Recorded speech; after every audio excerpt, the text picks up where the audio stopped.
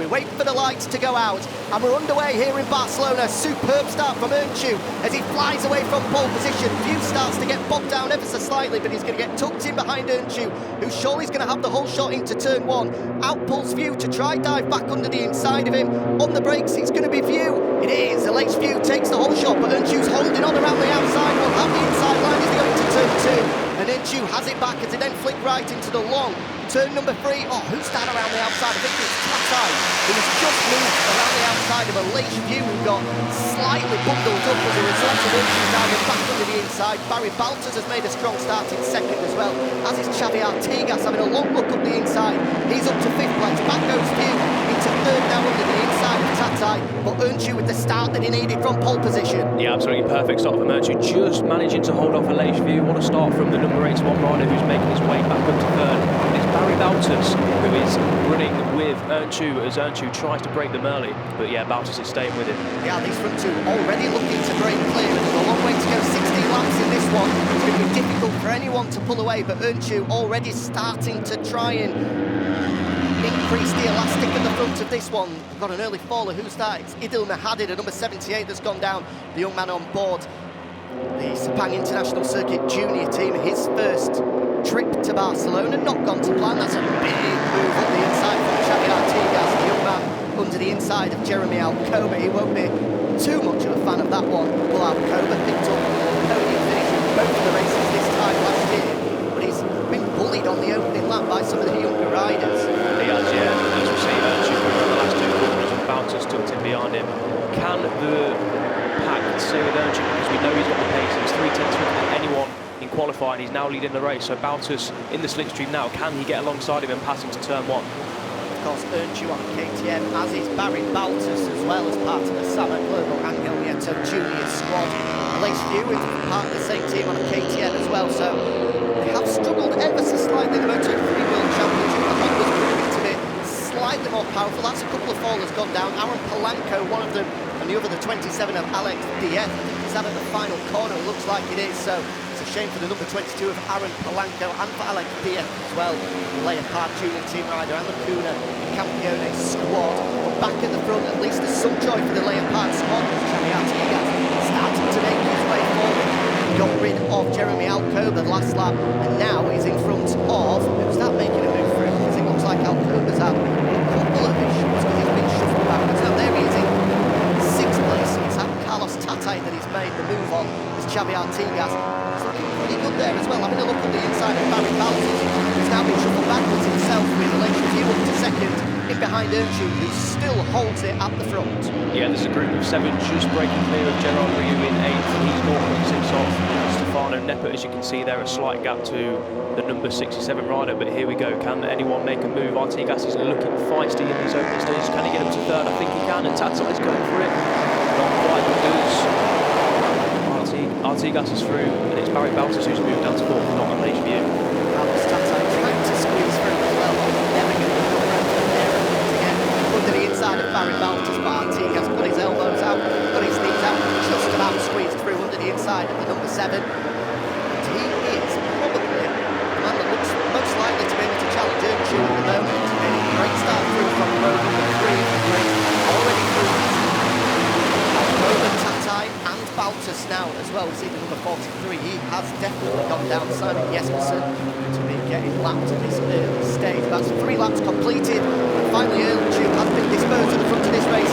Feeling way too hot, and Earnshaw will take it back, and Artigas swoops around the outside. That's Isam Akmal who's gone down on the exit off. Where has he gone down there? Turn 10, Jack. It turn 10, it looks like it is. Yeah, it is. The number 36 rider that's gone down. It's a strange one. It looks like it's thrown him over the top, and as a result, he's in quite a bit of pain there. So he's just on the edge of the track. There'll be double yellow wave there, so no moves as he starts to make the way down towards turn 10. We're at turn 4 here as we then work our way back down towards turn 5, down the hill.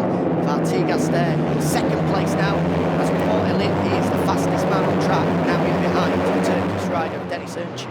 Yeah, it really is. He's 4/10 quicker than the race leader Earnshaw on that last lap. So yeah, Artigas really putting in some pressure on the race leaders. We see Simon Jesperson, he needs to get out of the way here. The leaders are coming through as we enter the back straight. Let's hope the marshals Red flag. I think it's red flag, Yeah, red flag's been waved. We've just got indication on our timing notice. So as the riders were about to come through towards turn 10, it looks like Isam Ikmal is still receiving some medical attention at trackside, and as a result, quite rightly as well, the red flags come out on lap 3 of 16. So as 3 laps have been completed, I would imagine that we will go by that is the first half of the race. Obviously we don't do aggregate anymore, but as we see them across the line, that will set the grid for race number 2 when we get underway. So we urge you Martinez and Valters on the front row.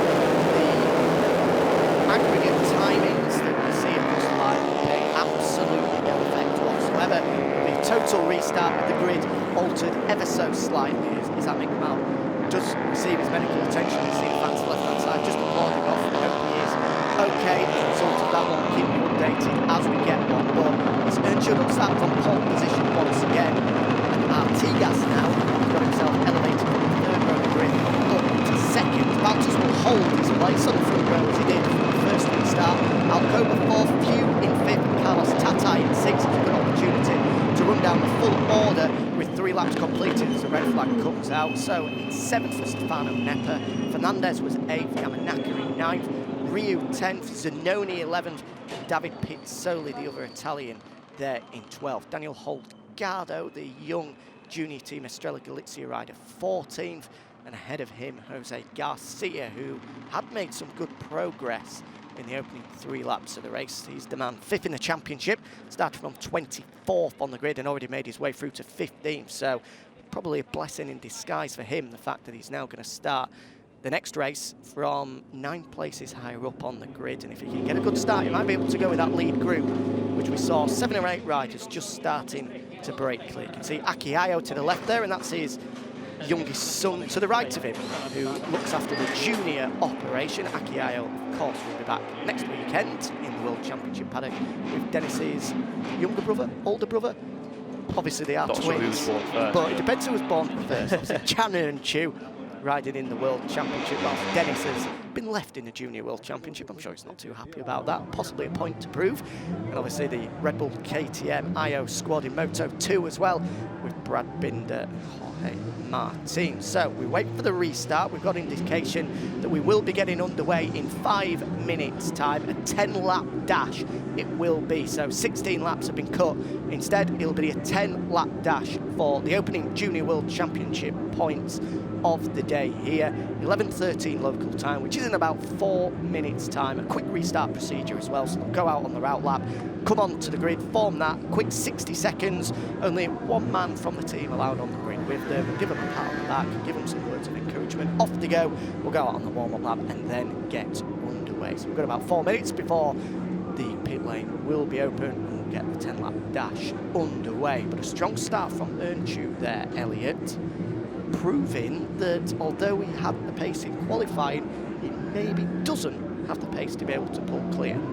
Yeah, that 0.3 of a second quicker in qualifying obviously is in qualifying when you're out on your own and you're just putting the laps in. But in the race, like we see in the Moto 3 World Championship, even if someone's got a little bit of an advantage on the pace, it's very, very difficult for you to break clear. Catalunya, as we can see, he's got a long front straight, so the slipstream comes into great effect.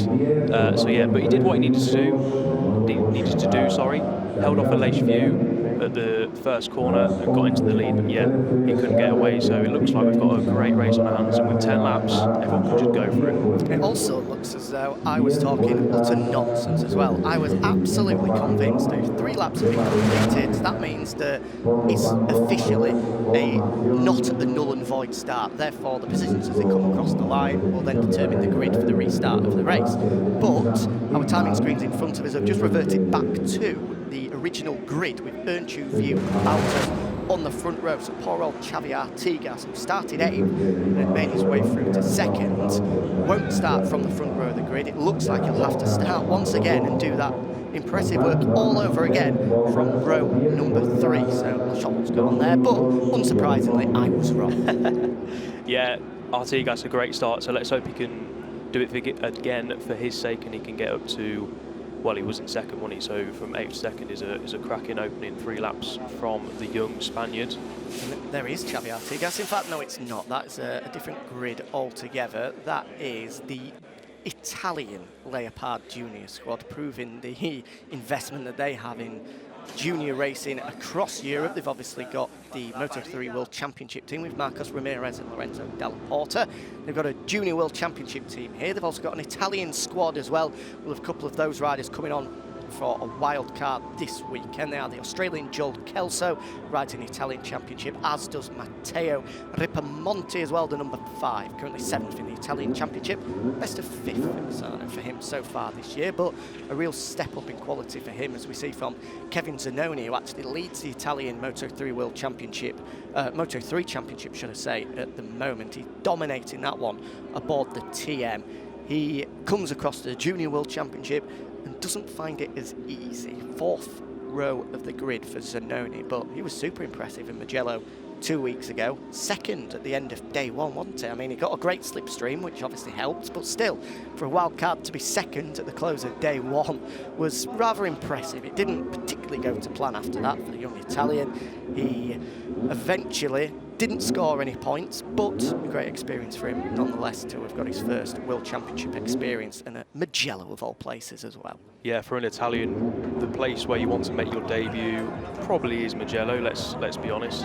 Yeah, a great track, like you say, probably got some slipstream with that, but he won't care. 2nd on day 1 is great experience from him and a great coupe for him. As we can see at the bottom, just a reminder, we've had red flags here, just crash on turn 10, so a quick restart procedure. It looks like riders are heading out of pit lane as we speak. You can see the big clock in the background. Let's see, 2 seconds, 1 second, 11:13 pit lane will be open, which it has now ticked onto, so pit lane is open. Quick restart procedure underway. 10-lap dash for the Junior World Championship, boys. Back to the original grid that we started off with. We've got to do it all over again. Then search your pole position alongside the San and Helmietto Junior squad of LHVU Barry Baltus. It's a very, very busy garage, is that Aspar team. So only have they got 3 riders in the Junior World Championship. They've also got 3 riders in the European Talent Cup as well. So 6 bikes in that garage. It is absolutely 100 mile an hour in there, 24/7. One passed yesterday, and there was a whole host of people in there, with Paul Rodrigo Teron, who's the sporting director or team manager, whatever you want to call it, trying to organise all of it. Incidentally, 3rd of the Aspar, the San and Junior squad riders is the Austrian Max Koffler. He'll start from row 5 of the grid, back of row 5, 15th for him. There's number 13 of Filip Rejacek, the young Czech rider from Brno. First outing on a Moto3 this season for him after a disappointing year in the European Talent Cup last year, just getting to grips with the circuits, but he's going okay so far this year. It's Rejacek in the first year on a Moto3. We don't think we'll see him challenging in front, but it's nice to give him a mention nonetheless. One man that we definitely will be mentioning and will be challenging in front is that man, Dennis Urchin. I've already mentioned, disastrous start to the season. We are at round 4 here. The first round of the year took place in Estoril, where he crashed out in really, really difficult conditions. We then went on to Valencia, where he was the man that was pushing Luca Cuni all the way, 3 laps to go. He had a technical problem, it seemed slamming the tank on that KTM as a result of the technical problem, forcing him to pull out of the race despite leading. They then had a second race at Valencia where he had a huge high side into the opening stages of that one. So that caused the fact that he'd then gone 3 races, the opening 3 rounds of the year, without scoring any points. Finally, they went to Le Mans last time out where he finished in 8th place and got some points on the board in the end. But the fact that he's only got 8 points to his name, and Yuki Cuni already has 70 to his name. Yes, Cuni isn't here this weekend, but still, nonetheless, 62 points in arrears of the championship lead at this early stage already means it's going to be a real challenge for Dennis Urchin to get himself back into contention for the Junior World Championship. And Aki Ayo is a man that means business, and I'm sure he will have said to him at the start of this season, there is only one thing for you to go out and do this year, and that is win this championship. And so far, it looks like it might not happen. It's not happened so far for him, has it? Yeah, like we said before, coming into this, he was arguably the championship favourite, and it's just not gone well for him at all. That mechanical in the first race of Valencia was really cool. Him and Cooney passed the field in race 1, and yeah, a crash out the lead in race 2 and an 8th in Le Mans in tricky conditions. So yeah, I don't think anything bar 2 podiums at least is going to be good enough for Dennis Ernst today. He'll be looking for a race win. Of course. Certainly will be looking for 2 race wins. He needs to start picking up 25-point hauls. You can see the quick restart procedure, only 60 seconds. One man on the grid, then quickly shake the hands, give him a pat on the back, and then run off down pit lane to get out of the way. The green flags are waved and run to the wall. Ernst got an absolute storm on the start for the competition last night, despite being under a little bit of pressure through turns 1 and 2 from a late view. Interesting to see whether he can pull that feet off once again. It is quite a long run here in Barcelona, from the grid down to turn 1, so even if you don't get the perfect start, there is plenty of opportunity to tuck in behind whoever did get the perfect start. Use the slipstream to be able to drag yourself back up to the front of them and possibly make a move into turn 1. It's not absolutely crucial that you get the perfect start. Yeah, it's a point I was going to make, Jack. Like I say, Ernst probably got the best launch, but LHV tucked in behind him, got the slipstream, and it's a long downhill run into turn 1. So it's, like I say, if you can't get that initial launch, you've still got a decent chance of at least holding your position into turn 1, and then into 2 and 3. There's a junior talent team rider, rookie Gucci, the number 32, part of the Red Bull rookies so far this year. First time in Barcelona for the young Japanese rider, and faring himself pretty well, to be honest. 14th on the grid for the 17-year-old. He's the 2 times Asia Talent Cup runner-up, part of the same squad as the Australian Billy Van Erde, who actually won the Asia Talent Cup last season as well. Missed out on 1 point for the Asia Talent Cup in 2017 to guess who? The man on pole position, Dennis Ernst. So he's sick of the sight of the Turkish rider. He's Haruki Noguchi, but to say it's his first time here, quite a technical circuit. He's going fairly well. He's the young Italian, the young Japanese rider, should I say. As are, to be honest, all of the junior talent team squad who are quite depleted this weekend. Max Cook is there as well, the man who fared pretty well in the British Talent Cup last season as well.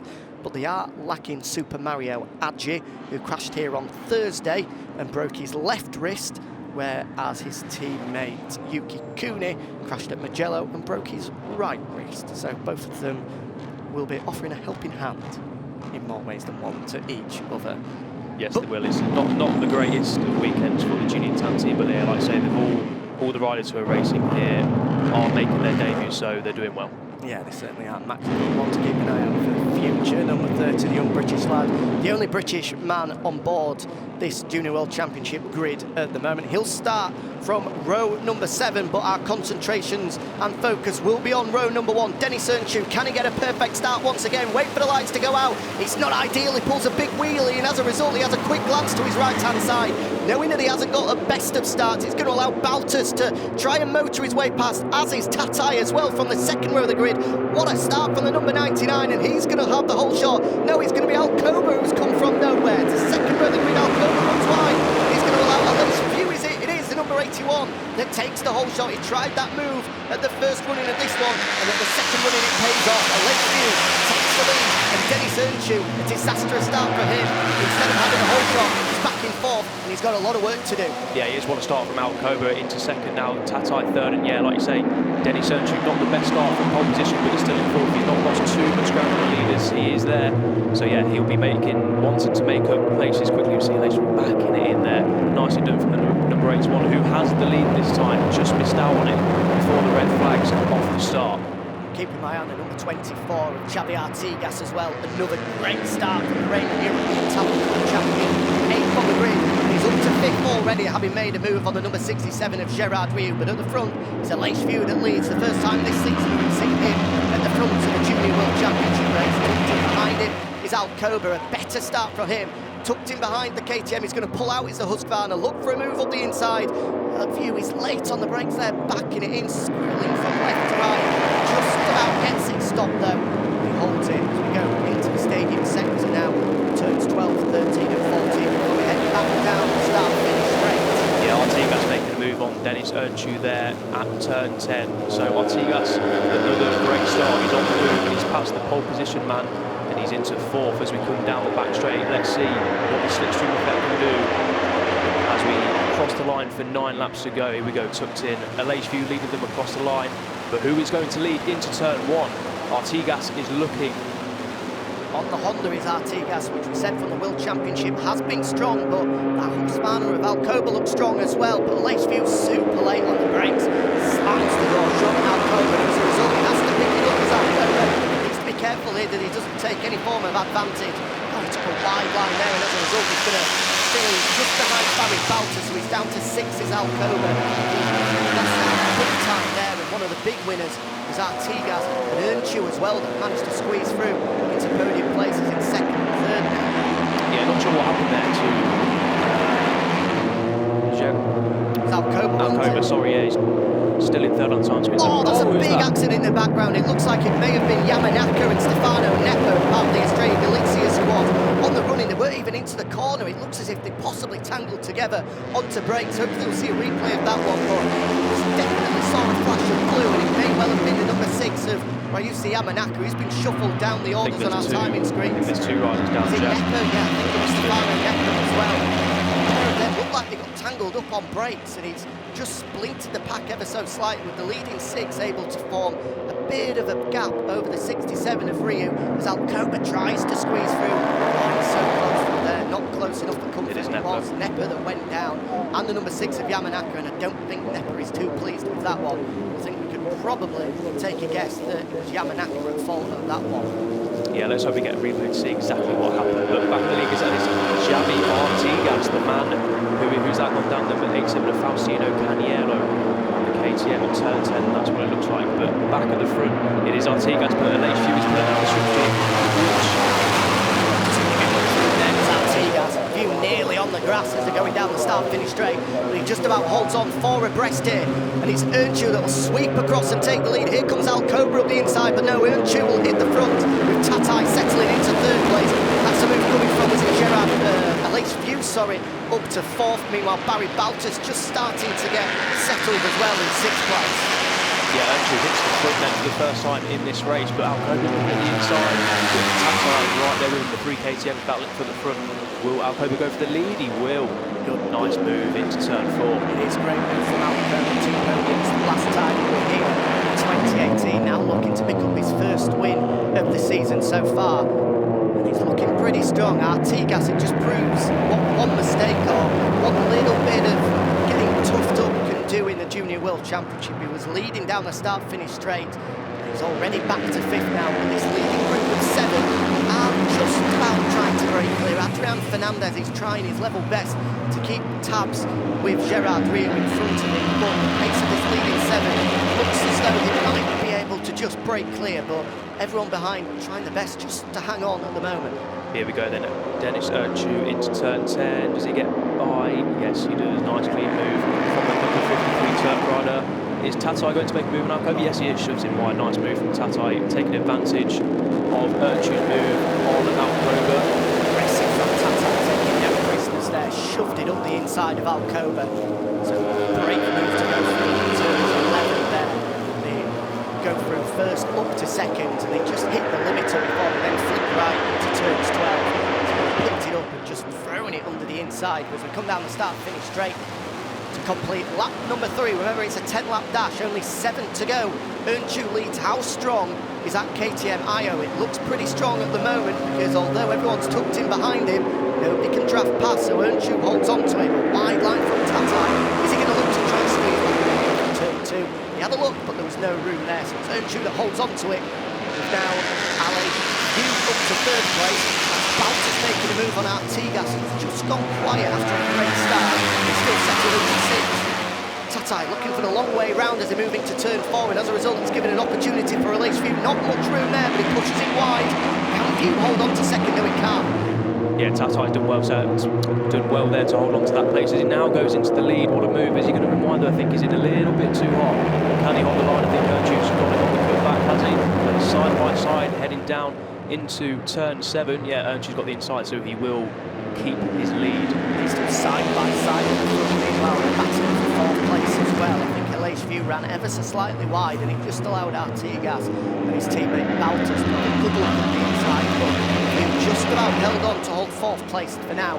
And as a result of this lot battling at the front, it has meant that everybody can close up. Oh, Tatai's going to rewind there. Slight contact with Earnshaw. Sorry, Jack, to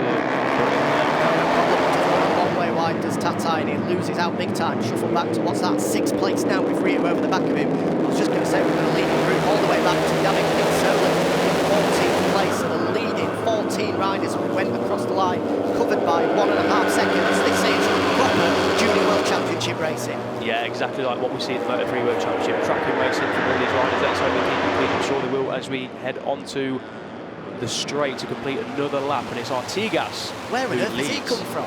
That's a very good point. I don't know. But he still leads. But will he lead into turn 1? That's the question. Aleix. Oh, that's abreast, aren't they? What's that falling off there? A little bit of debris coming off one of the bikes. Here comes Tatai with a big look up the inside to go into 3rd place. Earnshaw's been shuffled back to 5th now, and Artigas, who led across the line, now back down to 6th, so it's View that leads, with Alcoba in 2nd and Tatai there in 3rd, but this order's going to change corner after corner, lap after lap. Yeah, this is going to range for the whole race. 6 laps to go. Elbow to elbow. Alcoba and Aleix View getting their elbows out nice and early. That was brave stuff from Alcoba, giving his compatriot a nice big elbow to his left. That's a couple of guys that have gone down. Ryan van der Lagermaat and Simon Jespersen as well. Disappointment for Jespersen. He's only just come back from injury. It was a horrible injury as well. Oh, he just gets caught out. It was Jespersen that just clipped van der Lagermaat. Fortunately, the Dutch rider was up on his feet. Oh, no. Now some of the leaders gone down. It's Earnshaw, Artigas, and it looks like either View or Baltas. Which one of the Samakata? It's Aleix View that's gone down. Oh, disaster for the 3 leaders. Artigas, Earnshaw, and Aleix View all down at the fight for the front. Yeah, where's that? I think it could be on the exit of turn 5. It is, exit of turn 5. Was it Artigas who was leading? Is it a high side from him? No, it was a massive high side from Aleix View, and Artigas and Earnshaw had absolutely nowhere to go. Oh, Dennis Earnshaw, how many ladders has he walked under? That is a 4th DNF of the season for him. A technical problem in Valencia, 2 crashes as well. And now he's crashed out once again. And Aleix View, who broke his middle finger in the Mont, looks slightly battered and bruised as a result of that one. Xavi Artigas out of the running as well, so that's 3 of the leaders that have gone down, and as a result it's allowed these 3 to break clear. Alcoba, Barry Baltas, Carlos Tatai with 5 laps remaining.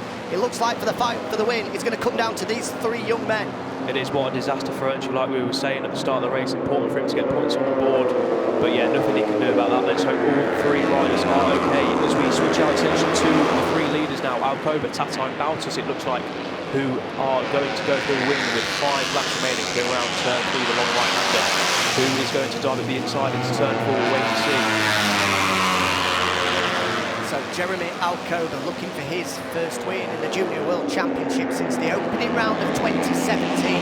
Carlos Tatai has never stood on the top step of the podium in the Junior World Championship, whereas Barry Baltas has tasted success at the opening round of the year.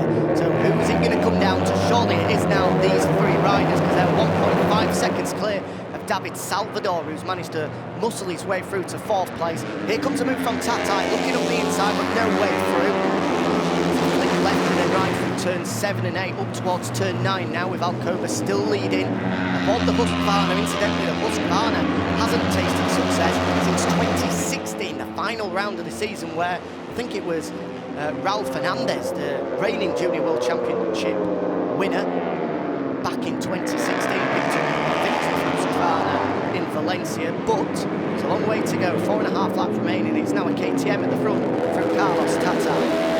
Yeah, you mentioned David Salvador there, Jack. He started from 34th on the grid, drove 12. So to get himself up into 6th place, he is down just behind the 80 rider of Haruki Noguchi. So what a ride it is from David Salvador. Haruki Noguchi as well, he's a talent team rider. The first time he's ever been here. He's up inside the top 5, a great ride from him. Meanwhile, back at the front, it's Carlos Tatai that leads them over the line. 4 laps remaining. Out pulls number 52 of Alcoba. Baltas there as well, and it's Baltas who's going to look to dive up the inside. Tatai loses out big time.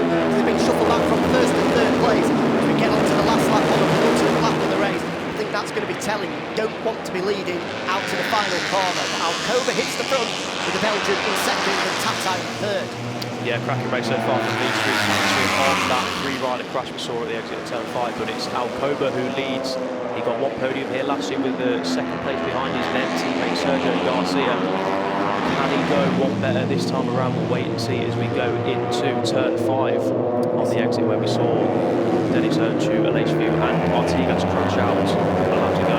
That's the moment of the race so far. That is what allowed these three to break clear. We had a leading gaggle of riders of almost 14 or 15, but that huge high side for Aleix View caused everybody behind to sit up, anchor on the brakes. Unfortunately, despite Artigas and Earnshaw trying to do that themselves, nowhere to go, just collide into the Saber Qatar Angel Nieto machine of Aleix View, and those three went down, which leads these three riders to battle it out for the lead. Alcoba hard on the brakes there, the doctor's dangle from Barry Baltus as he tried to slip on the inside. And this is going to be pivotal here. Rider number 52, Jeremy Alcoba at the front, because of a shortcut at turns 1 and 2 when we saw him sit up, although he didn't take any advantage whatsoever, he's been handed a 1.6 second penalty. He was second at the time, sat up and came back in 6th place. But he's been handed a 1.6 second penalty. Yeah, that's a disaster for Jeremy Alcoba, your current race leader, so that all but rules him out of a race win, unfortunately. How far ahead is he of 4th place? 2.7 seconds. Yeah, so he could be, well, he should be okay if these three can keep up the pace. But yeah, what a disaster for Alcoba. I think he's really hard done by. I think he is as well, yeah. Super hard done by, because he didn't take any advantage whatsoever. He knew he was running right, picked it up, went onto the green stuff across turns 1 and 2 as we saw there. But he's been handed a 1.6 second penalty for it. Fastest man on track is that man, Barry Baltus, a 1:49.9. Incidentally, I'll just keep an eye on the number 7 on the exit. Turn 14, the final corner. Just edging onto the green stuff, which is off track limit. Needs to be careful that he doesn't pick up any form of time penalty himself, because if both Baltus and Alcoba have, basically hand the lead to number 99 of Carlos Tatai. The interesting thing is, though, that Baltus and Tatai surely won't be aware of the fact that the man out front has got himself a penalty, unless somehow they can try and translate that across on the pit board. It'll be interesting to see if they can just get a look at the pit board as they go down the start of the straight, to see if either of the men in 2nd and 3rd place have been made aware of the fact that he's got a penalty. Because as a result, might as well just sit in behind him. Why on earth would you try and battle with him? Although you could possibly use him as a buffer as well. There's a lot of tactics that go into this one, but I'm sure Baltus will be going for the lead. Yeah, definitely. Yeah, big look up the inside. I'm sure he won't be aware of the fact that Alcoba's got himself a 1.6 second penalty. But these two are just starting to pull clear of Carlos Tatai. Charlie Bates just coming under a little bit of problems. Another time penalty coming away, the number 31. That's the junior talent team rider Billy Van Aert. He's on inside, top 26 at the moment. No, he is 21st at the moment. Is Billy, but a 1.2 second penalty for him as a result of also shortcutting turns 1 and 2. You see, shuffling back in the front. It's Alcoba that leads, but in reality, he doesn't. It's Barry Baltus that leads, because a 1.6 second penalty for Alcoba will mean that he'll get shuffled backwards on the timing orders once the race is completed. So with 2 laps to go, Baltus is the leader, with Carlos Tatai now 2nd. And he's down to Alcoba to see if he can pull it out to 1.6 second lead in the final 2 laps of this one, which looks unlikely. It does look unlikely, Jack. Yeah, I think these three are going to stay together these last 2 laps. But the good thing for Alcoba is he probably will pick up the podium if nothing happens, such as a crash or a mechanical, because they are 4.3 seconds clear of the whole host of riders who are challenging for 4th place. That's currently led by Gerard Rieu on the Baco Racing Team bike. As things stand as well, these three battling at the front, we are going to get a new championship leader. Barry Baltus with 25 points. We'll see him jump to the top of the standings. As things stand without Alcoba's penalty, he will pick up 16 points, which will see him move into 2nd. And that's Aleix View. It's good to see that, although bitterly disappointed, he is okay, just getting an arm round the shoulder and a consoling word as a result of that one, because he knew that there was a race victory up for grabs there. Back of the front, he won't be too pleased to see that it's his teammate that might well stand on top of the podium for the 2nd time this season. 1.5 laps to go here in Barcelona. A great race so far, with these three battling it out at the front. But remember, Alcoba, a 1.6 second penalty means that he's quite possibly out of contention. So as they come across the line to start the final lap, it's all down to the men 2nd and 3rd on the road. Barry Baltus, number 7, and the number 99 of Carlos Tatai. They are the two that are going to be fighting for the opening win of the day here in Barcelona. 1 lap to go of the Junior World Championship. Yeah, this run down to the first corner could be pivotal. Whoever gets into the lead here can hold it round the rest of the lap. And looks like Baltus is putting out the slipstream as we obviously the Angel Nieto team garage. Who is it going to be? Alcoba's going to hold it, but Tatai moves into second, which technically puts him first. But Baltasar's going to get it back on the outside. Runs ever so slightly right as Tatai. Baltasar's got the better run, but Tatai's going to hold the inside line through turn 3. It's a long way round for Baltas if he tries to go around the outside of turn 3. Runs ever so slightly wide. Baltas with the inside line. Can he find a way back up the inside? No, he can't. We're ignoring Alcoba at the front because he's not going to win this one. It's between Tatai and Baltas for the race win. Unless those two duffing each other's up can allow Alcoba to pull out a 1.6-second lead. But surely that's not going to happen. He's down to the men in second and third place for the win. Yeah, you wouldn't have thought so. I think, well, we don't know who knows out of them. Like, I don't know if Alcoba knows if he's got a 1.6-second penalty or not. There's nothing Alcoba can do. He just has to put his head down. For Tatai now, he's not bothered about the man in front of him. Surely he has to be bothered about the number 7 behind him. But if he doesn't know, is he going to make a big lunge into the final corners to try and get the race win? This is one of the main moves then. This could be the last chance saloon for Baltas and Tatai. Here comes Baltas. He's in the slipstream. He's going to pull out. Surely he's too far away. Yes, he is. Tatai's going to hold it as we go through turn 10. Oh, he runs ever so slightly wide, almost tucks the front. That's going to allow Baltas to slip up the inside, is it? No, just about holds on. Through turn 11 does Tatai. 3 corners remaining. Into turn 12. Tatai hops in at the moment. Baltas is surely too far away. We cut to Nico Terol in the garage, but it's going to be Tatai that holds it through the penultimate corner. 1 lap to go. The number 99 is going to hold on surely. Flicks right. Baltas is too far away. And 12 months on from a tragic day here in Barcelona, the Andreas Perez Foundation man wins in Barcelona. The number 77 on the side of his machine, and it's the number 99 that wins for the first time in the Junior World Championship. Carlos Tatai, 2 weeks on from a dominant performance in Mugello, but this win will mean oh so much to him and all of that team after the tragic events of 12 months ago. What a way to mark the memory of Andreas Perez. A superb ride from Carlos Tatai to take his first win of the season, but disappointment for Jeremy Alcoba because he's unaware of the fact that he's finished in 3rd place. Someone is going to have to tell him in Parc Fermé that, Jeremy, unfortunately, you've got a penalty and you won't be standing on the top step of the podium. He will be bitterly disappointed, and here are the definite race results as a result of that one, with that man, the number 99 of Carlos Tatai, on top by just a 1/10 of a second clear of Barry Baltas. The 1.6 second penalty imposed on Alcoba sees him shuffle back to 3rd place, and then good rides down the field from Gerard Riou, Daniel Holgado, David Salvador, that you could possibly put an argument together with the ride of the day in 6th place. Max Koffler in 7th, Haruki Noguchi on his first time here to Barcelona in 8th, and a strong ride into 9th place as well from Kawakami. 10th downwards was Garcia from a long way back. Adrian Fernandez, David Pizzoli, Max Cook, a part of the junior talent team squad. Kevin Zanoni in 14th, and then Matteo Bertelli picking up the final points here in Barcelona, just beating out Hikaru Arita, Nicolo Carraro and Jason Dupasquier in 18th. The Swiss rider who had picked up some good results at the start of the season, but just not coming to terms of Barcelona as well he would like. Bill Van Erde also had a penalty imposed running on at turns 1 and 2, and that saw him shuffle backwards to 19th for the final finishers. Matteo Pataka, Inigo Iglesias, Luis Verdugo, Andrei Voshtatek, Alex Diaz, Joel Kelso and Ryusi Yamanaka, and after a 6th place in Estoril, a double disappointment in Valencia with 2 DNFs and then 6 in Le Mans, Carlos Tatai has bounced back to pick up his first win in the Junior World Championship, the number 99 on the top step of the podium.